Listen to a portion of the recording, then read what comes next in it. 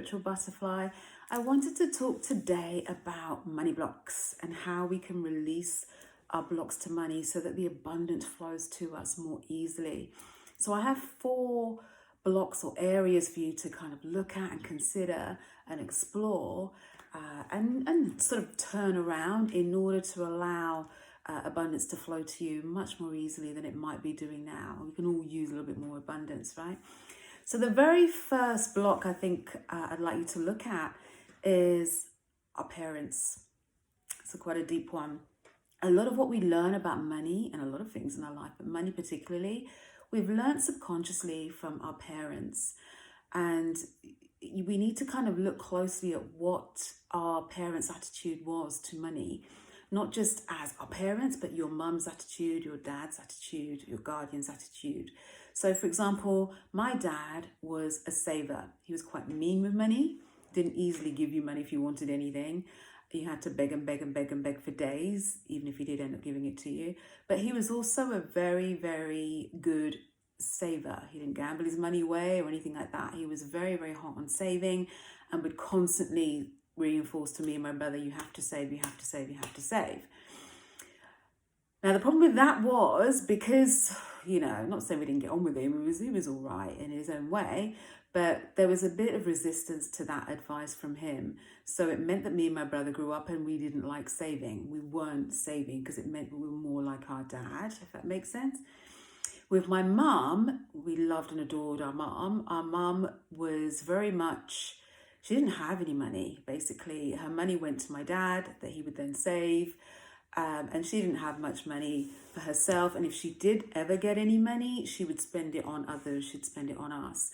So there were two kind of very contrasting role models that we were exposed to, me and my brother, when we were growing up. So the saver and the spender. And it definitely affected my view of money and how I sort of treated money for a long, long time, decades, I would say. So I was able to attract a lot of money through my work and things like that, but I was never good at saving money, never good at kind of keeping money. And it always had to kind of flow out. And it was only a few years ago that I kind of put the two together, went back to how my parents treated money and realized that that was my block. It was the fact that I saw saving as me kind of, condoning the way my dad was, and I didn't want to do that. I wanted to rebel more against my dad. So I had to make peace with that. I had to kind of look at the fact that, okay, my parents, when they were elderly, they were well taken care of because my dad was a saver. He invested his money in property and land and everything else. He passed like 10 years before my mum. And it meant that in the last 10 years, she was completely okay. She had everything she needed. She didn't want for anything. So I had to kind of make peace with that judgment of my dad as, saving means being mean and you're not spending any money on anybody or anything, and realize that he was actually saving for the future, and we were able to enjoy that, the fruits of that later on. So I really had to make peace with that. I think on my mum's side, yes, she wasn't really a spendthrift. It was more that she didn't really have much money, but when she did, she just spent it and gave. And making peace with that was good too. It's nice to be generous and give and have that open heart and have that compassion. But I was able to sort of balance the two, being able to give a little bit as well as save. And that meant that the money that was coming to me, I was able to keep and grow and then spend more wisely. So yeah, it's really important that you kind of look at the roles that both your parents played in terms of money. Look at how your dad treated money, how your mum treated money, what they said about money when they talked about money. Were they always talking about how hard it was to earn money, that money doesn't grow on trees, you can't waste money, but you have to save, you've got to, get a job, you can't just generate money in your own sort of way, using your own creativity.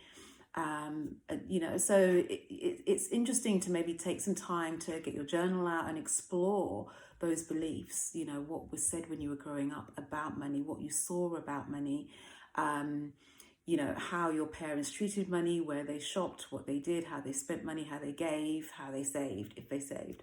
So that would be my first thing in terms of your money blocks, looking at your parents' behavior, how your parents treated money, and sort of make the connection as to how you're now behaving with money, how you're acting out your parents' ways, or maybe rebelling against your parents' ways in the way that you treat money. So yeah, that would be my first exercise to do. Please feel free to comment below. Let me know what you found, if you found this insightful.